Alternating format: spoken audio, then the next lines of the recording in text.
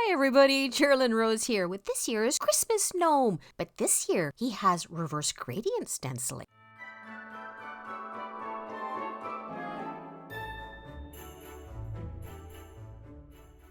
Die Cut Delights was the theme for this month's Crushing Christmas Hop. We're going to jump to this part first though. I'm trying out a new dupe for the Nina Classic Crest, the Solar White. It's by Prism Studio. It is also 110 pounds. It's also called Solar White. And I got this from Scrap and Stamp. I've got out one of each and I'm going to compare them next to each other. I'll probably have another video later. This is the first time I'm trying this out. I like the sturdiness of the Prism. Isn't maybe not quite as white, but pretty good. For the card, we're going to be using those Crafty Canuck Snowflake Flurry dies again. This time, though, we're setting them down on a strip of masking paper, cutting them out and keeping the snowflake die cuts as well. Then, some Post-it tape, cutting it along the middle as if it's a snowbank curved in the background. I'll be using that to mask off as well.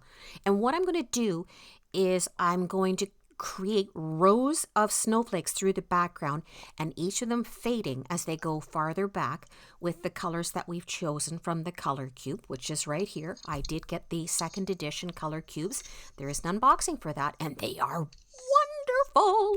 I am loving them so far. So I've picked out my 5 colors of ink for it. I brought out my swatches and I matched up as best as I could. I'll come in with those, as I said, darker towards the bottom snowflakes and going lighter as we go up through the top. It's like we've got a gradient going through how the snowflakes are appearing on the card going up, and we're also going to have another gradient in the middle because I've put the Post-it tape through the middle so that we've got the snowbank, and so half of the snowflakes are going to show on the top part where I have put the dye ink, blended that into the middle of it.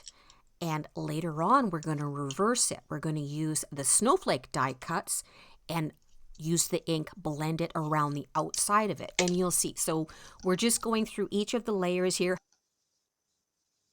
I had to be really careful pulling this mask off.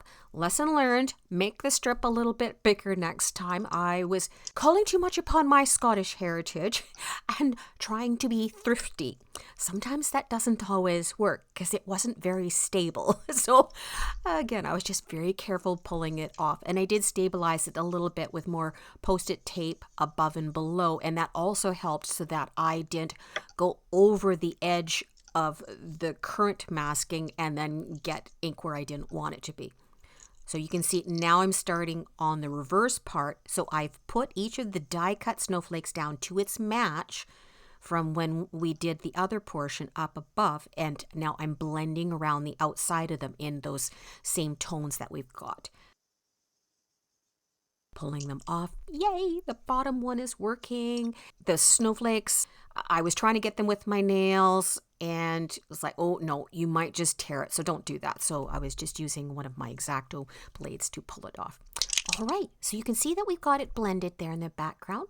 We're going to give it a little spritz with the Solar Spray Beluga and the Ranger Distress Spritz in Weathered Wood, which is a gray tone. Wipe your nozzles off so they don't clog after, guys. And okay, this is a sneak peek. I can't see too much else about it, but you'll be able to see it on the Scrap and Stamp website pretty quick. It's a snowboarder with a snow die cut. Really pretty. Now that I've got that background blended portion sprayed, I'm putting that snowboarder over top of it in the bottom third. I'm running it also through with the Crafty Canuck, the wonky stitched frames, because I was able to get these and I'm loving it so far. All right, we've got everything together and we're going to put the snowflakes down in the background first. Bigger ones down at the bottom, smaller ones up towards the top. And you can see that I've changed the tone of each of those snowflakes in the glitter paper as well to match the colors that we've got on our color cube card. All right, I've masked off that bottom snowboarder and I'm getting out the Tim Holtz, the Distress Grit Snowflake Paste. And we're just putting that over top of a snowflake stencil, cross bottom stencil reveal. While your paste is still wet, wipe off around the edges before it dries so that you don't have to try putting it through your guillotine trimmer after. All right, now that this whole panel is done, we're going to get some of the Shimmer Spritz Sparkle and spray across the whole stuff. And this doesn't photograph well, but it's so shiny. Now, while that paste is still somewhat wet, I've put glue down on the back of the snow die cut, and I'm very gently kind of wiggling it into spot. And then, of course, I put a block on it very carefully to get it to set down into place. All right, we need one little bit from Pink and Main, I Love You So Much. And I just masked off the let it, well, not masking off. I just wiped it off with my finger. I should have masked it. Got that down, and then starting on the inside of the card with Craft Consortium, it's snow time. Now, they've got it on the front of the package that this could be colored in. I liked it this way. It kind of reminds me of Dr. Seuss's Christmas, and I thought it went really well with the gnome on the front. I'm using those colors again that were in the color cube with the lighter brown, the darker brown, and the light blue. And then I'm going to come back over top of all of this with a gold pigment ink. I think I used the Altenew one, the Enchanted Gold, for that. And I see I'm still just doing blending on through, because you know me, I like causing gradients through the inside word sentiments so that it gives you a little bit more interest. Okay, there we go. Okay, or maybe that was Lisa Horton. I think it might have been the Lisa Horton. I'm actually looking at this really tiny little picture as I'm doing the voiceover, so it's hard to tell what I've done. This one was the Penny Black Snow Sensation, though. I brought in one light gray snowflake to match the color. And down at the bottom, we've got another little sentiment that just said missing you, and that was in the darker turquoise. Custom stamp is going on the back because we always have to have that. We're going to set the panel down on the front, checking to make certain that we've got it in the right orientation and not upside down or backwards. And then we'll jump to the gnome. So this is the Crafty Canuck Gnome and Friends. My first time trying this one out too, so I just went pretty standard with it. I'm just going to have one of them on the front. He is in our colors from the color cube. I'm checking against my pieces to make certain that I'm matching it up. I did have to deepen up that dark brown quite a bit. And on his beard, for the gray that is part of the requirements of this card, I brought out a detailed blending brushes so I could kind of put it at an angle and get smaller blending strokes on there. Those are his little tiny mitts. All right, gluing them all together, and you can see I cut the mitts and one other portion out of the parts that I knew were going to be covered up with another die cut, because, hey, waste not, want not, right?